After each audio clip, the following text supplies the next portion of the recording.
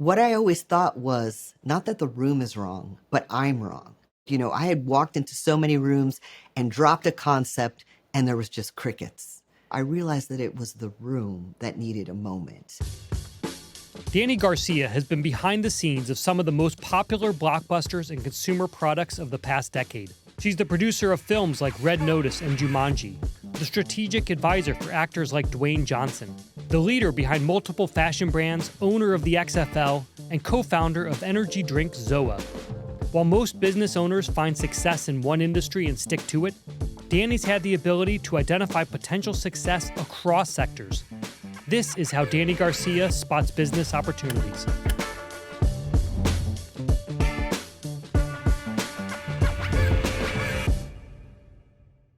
So you've got ZOA, the energy drink, the XFL, fashion brand GSTQ, tequila company Terramana, and $7 companies. Tell us, how do we think about all of these companies? What ties them together? The companies, they all actually do work together at the highest level. They're consumer facing, right? They are about advancing the human experience. And this idea of advancing the human experience, I personally invest to inspire this grounding of, can I touch you? Can I impact your life? Can you see something or wear something or consume something that moves you from one moment to the next? And then the other thing you're going to see is, can I tell a story about it? Is it authentic to who we are? And can I do some magical storytelling about it so that when it's coming into your life, it's just not a transaction, but it's a full experience. So that's actually a really huge anchor for us. So you must get pitched ideas all the time. I would assume companies come to you and say, we should do this together, or you should be part of this. How are you deciding where you want to invest your time and your capital? I try and start with, does this narrative or this product make sense to who I am as an individual? All of my companies have an ultimate purpose. For the XFL, we're unleashing the dreams that football makes possible. For ZOA, we are unleashing the world's potential. GSTQ, magnifying everyone's extraordinary presence. So this layer of purpose, okay, what is that why in addition to the business metrics? That really drives us, and it drives a lot of my decision making. And then always, who are the individuals around the project? And I'm always looking personally, can I learn something? Will I be a different person after this experience? And then you go into the business metrics. But all of that is really, really important for me. For someone who has so many companies in her portfolio, how do you know when something's not working? It's the dysfunction in communication. My companies have to flow. A lot of my work is to answer one question that provides 100 answers. Right? And I mean, that is the way I can look at this very, very large portfolio. And so that means there's an elegance and a flow to function. Culture becomes incredibly important. Communication becomes incredibly important. When I see issues in the actual transaction to the consumer or the breakdown there, usually 20 steps before that even happened has been some internal cultural breakdown or communication breakdown. So it's a matter of seeing that, jumping in, getting as transparent as possible, and seeing how quickly you can make adjustments. So I would say if I did get to a point where I'm like, this is not working, is because there was a complete collapse in culture and I didn't see those elements within the team. Running a business this past year has not been easy, so the fact that Dany is running several of them is impressive. Dany and Dwayne Johnson's energy drink business, ZOA, is one company that beat the odds. It made it onto this year's LinkedIn Top Startups list, a data-backed look at the top 50 emerging companies that have stood out to investors and talent this past year. These companies have been able to navigate challenges from drops in VC funding to widespread layoffs. Despite this, consumer product businesses like ZOA make up 10% of this year's list. That's a 6% jump from last year. Well, let's talk about ZOA. ZOA made our list of the top startups. Congratulations on that. What's it been like growing this company over the last couple of years? It has been so fast and evolving. We're now currently at 42,000 distributors. We have, I think, 162,000 points of individuals who are actually being able to consume and receive our product. It was jet fuel. I mean, we were excited about it. We started during the pandemic, and then we launched, and we were so happy to see. But it was definitely learning as we are going. But Danny, it's a market that's been around for a long time. I think a lot of people would have looked at this. Consultants would have looked and said, "This is a saturated business. Why would someone ever get into that?"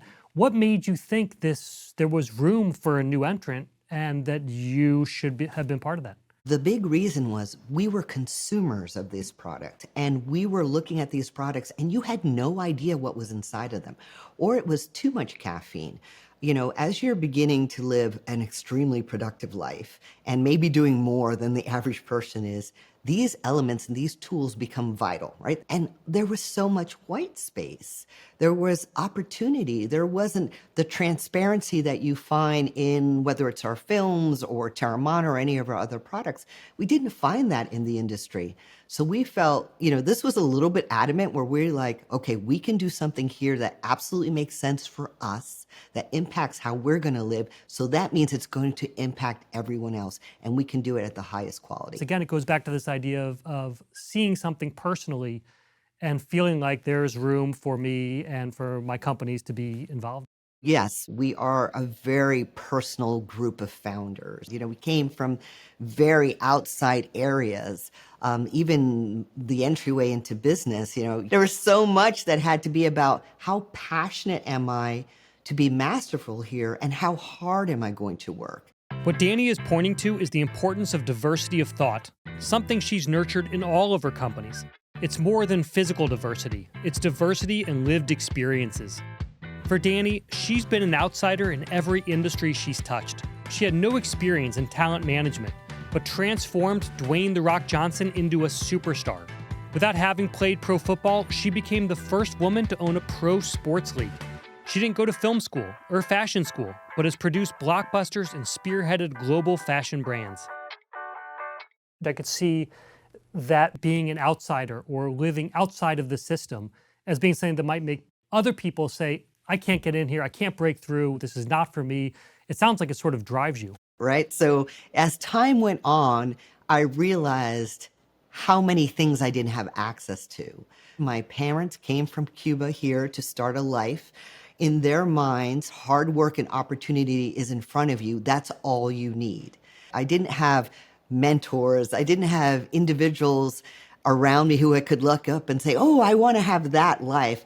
I just had a drive to take care of my family. So I tried to look at maybe areas I didn't have access to and say, okay, does that make me think of something a little bit different? So innovation in thought, innovation in philosophy became a must at the very, very early age.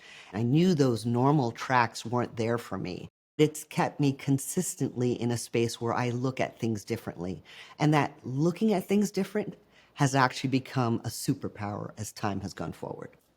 Was there a point where you didn't realize it was a superpower, where it felt more like something holding you back, or you didn't belong in the room, or you couldn't speak? No, this is how I'd enter. This is such a great question. This is like, oh, Dan, trauma.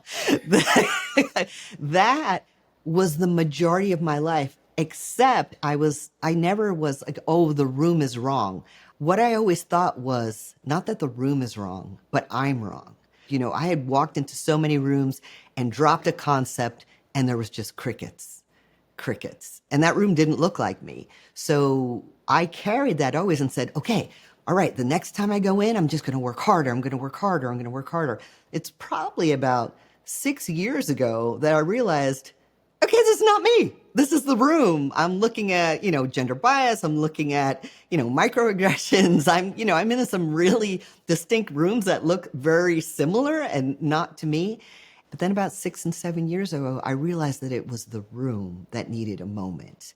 I've learned kindness to bridge them along and let them understand that it's not me. And I now take a moment to build bridges to allow people to catch up. For other people who are in similar situations, are there secrets to building those bridges or to feeling that comfort that it's the room, not you? Yes. First of all, it's the recognition of giving permission to say, hey, this might actually be the room. The other thing is gather your allies. Gather your allies, and if they can't be in the room there with you, they're going to be there for you when you're done and you just did the hard thing. Being able to come back to the allies is really important. Sometimes you're just going to have one ally. For a long time, I just had one ally. As a Gen Xer, and one of the things I do enjoy now is I enjoy how my millennials and my Gen Zs are very open with their vulnerabilities and ask for help.